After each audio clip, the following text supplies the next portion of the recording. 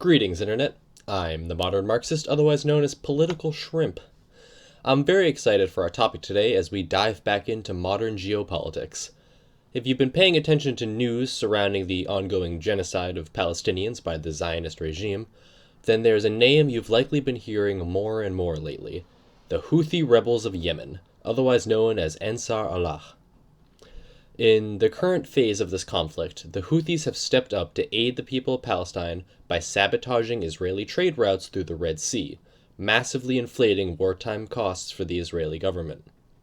As of just a few weeks ago, insurance companies covering Israeli shipping have pulled back and announced they will no longer offer coverage to Israeli ships, meaning the Israeli government is now paying out of pocket for all losses.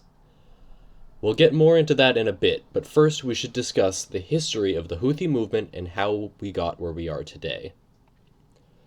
The Houthi movement began in northwestern Yemen, founded to protect the rights of the Zaidi Shiite Muslims in Yemen. The movement was founded by Hussein Badreddin al-Houthi in the early 2000s.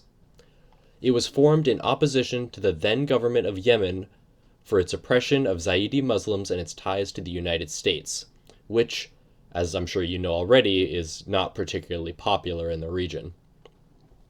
In 2004, the Houthi rebels struck hard at the government of then Yemeni President Ali Abdullah Saleh. The conflict started over a variety of issues, from economic inequality and lack of opportunity for Zaidi Muslims to demand for greater political and religious autonomy. During the early portion of this period, the Yemeni government was finally successful in killing al-Houthi in a raid in September of 2004 after placing several large bounties on his head. However, in killing him, al-Houthi became a martyr. Rather than splintering the movement, the death of their leader strengthened the resolve and unity of the Houthis. It was around this time that accusations of Houthi affiliation with Iran first surfaced.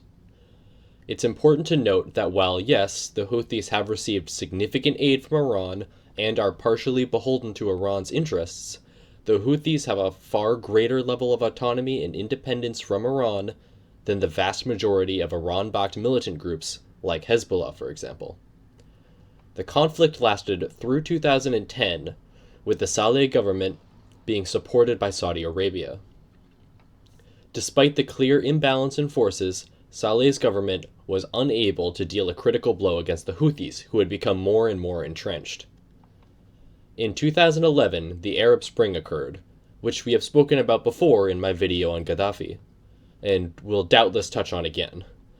Mass protests during the Arab Spring forced Ali Abdullah Saleh to step down, creating a power vacuum in Yemen that the Houthis were eager to fill.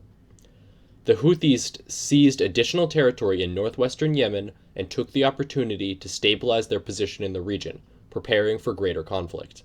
In 2014, the Houthis seized control of Yemen's capital, Sana'a, taking control of many important government institutions. Then President Abd Rabbu Mansour Hadi fled to the city of Aden, prompting a regional coalition led by Saudi Arabia to intervene against Houthi expansion. However, Saudi Arabia and the rest of the coalition have been unsuccessful at dislodging the Houthis, even losing some slivers of Saudi territory to the rebels. This decade-spanning conflict has resulted in a horrific humanitarian crisis, leading to many deaths from starvation and preventable disease. Saudi Arabia shares much of the blame for this crisis, as their brutal attacks have often targeted civilians in Yemen.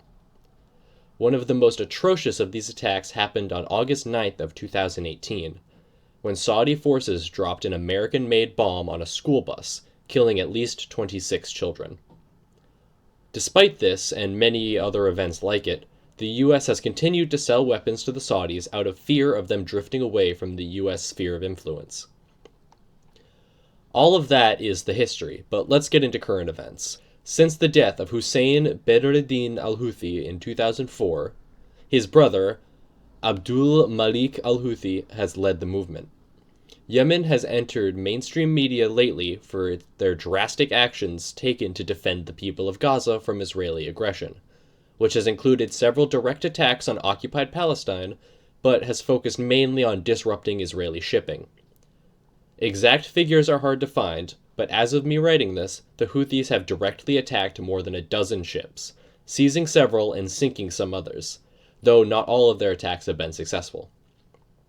More importantly than sinking a few ships, the Houthis have forced more than 300 container ships to sail around the entirety of Africa instead of going through the Suez Canal, adding weeks to travel times, costing Israel billions.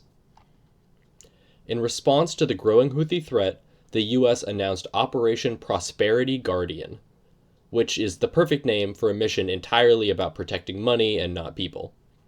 Unfortunately for the US, Prosperity Guardian has been a complete flop thus far, with many important nations declining the call to join the anti-Houthi coalition. France, Spain, and Italy have all refused to place their ships under US command.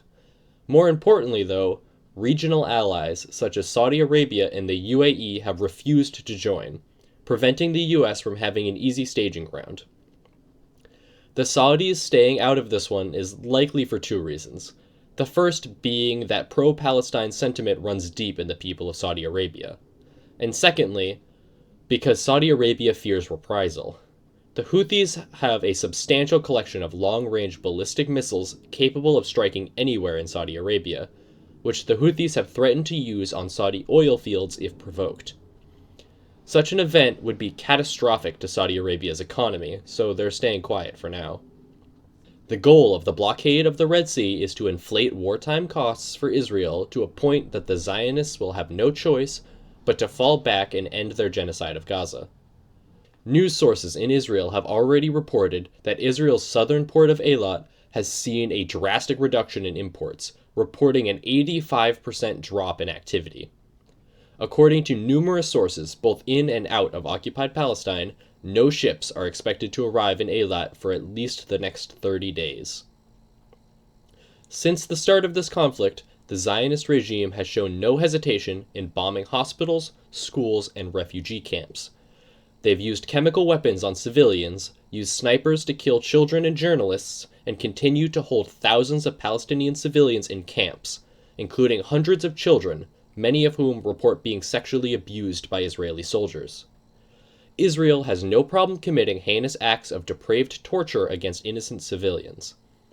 None of this is to say that the Houthis are some benevolent, perfect group, but if you are someone who is condemning the Houthis for targeting trade routes and container ships, but you refuse to condemn Israel for its war crimes, then you are plainly broadcasting to the world that you value profit and property over human life. Staying silent during a genocide is not an option. Either you stand with the people of Gaza or you stand with their executioners. Silence is compliance. Good night, everyone.